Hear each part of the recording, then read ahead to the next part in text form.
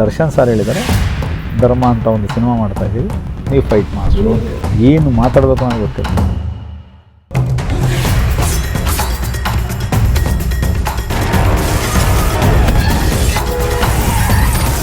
First time ambassador car ನಾನು ಅವತ್ತು jump ಮಾಡಿದ್ದೆ. ರೋಡಲ್ಲಿ 3 ಪಲ್ಟಿ. ನನ್ನ ಕಾಲು ಹೋಗಿ ಸ್ಟೇರಿಂಗಲ್ಲಿ ಲಾಕ್ ಆಗಿ ಒಳಗಡೆ ಹೋಗಿ ಉಲ್ಟಾ ಬಿದ್ದಿದ್ದೆ. ಅದೇನೋ ರೈಟ್ ಸೈಡ್ ಬಿದ್ದಿದ್ರೆ ಆಚೆ ಬರ್ತೀನಿ. ನಾನು ಯಾವ ಜಿಮ್ನಾಸ್ಟಿಕ್ ಕ್ಲಾಸ್ಗೆ ಹೋಗಿಲ್ಲ, ಯಾವುದೇ ಕರಾಟೆ ಕ್ಲಾಸ್ಗೆ ಹೋಗಿಲ್ಲ, ಬಟ್ ಎಲ್ಲ ಸಿನಿಮಾ ನೋಡೇ ನಾನು ನನಗೆ ಇವನ್ ಲೆನ್ಸ್ ಬಗ್ಗೆ ಗೊತ್ತಿರಲಿಲ್ಲ, ಏನು ಶೂಟ್ ಮಾಡೋದು ಅನ್ನೋದು ಗೊತ್ತಿಲ್ಲ, ಏನೂ ಗೊತ್ತಿಲ್ಲ. ಸೀದಾ ಹೋದೆ ಮಾಸ್ಟರ್ ಆಗ್ಬಿಡ್ತು. ನಾನು ಐಶ್ವರ್ಯ ಕೊಡು ಅಂತ ಕೇಳಿಲ್ಲ, ಆಸ್ತಿ ಕೊಡು ಅಂತ ಕೇಳಿಲ್ಲ, ಕೆಲಸ ಕೊಡು ಅಂತ ಕೇಳಿ.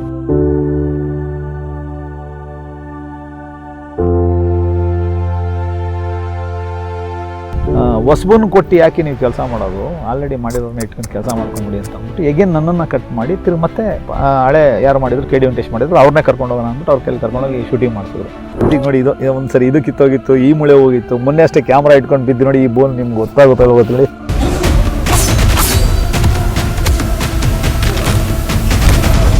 ಅಫ್ಕೋರ್ಸ್ ನಾನು ಮಾಡಿರೋದನ್ನ ನಾನು ತೋರಿಸಿದ್ರೆ ಬೇರೆಯವ್ರನ್ನ ನಾನು ತೋರಿಸ್ಕೊಂಡು ಕೂತ್ಕೊಳ್ಳಿ. ಎಕ್ಸಾಕ್ಟ್ಲಿ ಅಂತ ಹಣೆ ಬರೋ ನನಗೆ ಇಲ್ವೂ ಏನು ಮಾತಾಡ್ತಿರಲ್ಲಿ. ನಾವು ಒಂದೇ ಸರಿ ಟೆಂಪರ್ ಆಗುತ್ತೆ. ಸುಮ್ಮನೆ ಇಲ್ದಿರೋದೆಲ್ಲ ಮಾತಾಡ್ತಾರೆ. ನಿಜವಾಗ್ಲೂ ಹೇಳ್ಬೇಕಂದ್ರೆ ನಾನು ಸೂಸೈಡ್ ಮಾಡಬೇಕು ಅಂತ ಹೊರಟಿದ್ದೆ. ಸೂಸೈಡ್ ಮಾಡ್ಕೋಬೇಕು ಅಂತ ಹೊರಟಿದ್ದೆ ನಾನು ಆ್ಯಕ್ಚುಲಿ ಅಂತ.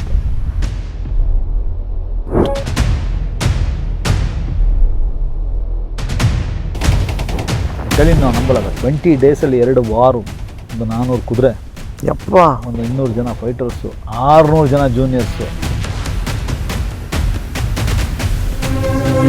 ಆ ಫೈಟ್ ತೆಗೆದಿದ್ದು ಸರ್ ಇವತ್ತರೆಗೂ ನಾನು ಹಿಂದೆಗಡೆ ತಿರುಗಿ ನೋಡಿಲ್ಲ ಸರ್.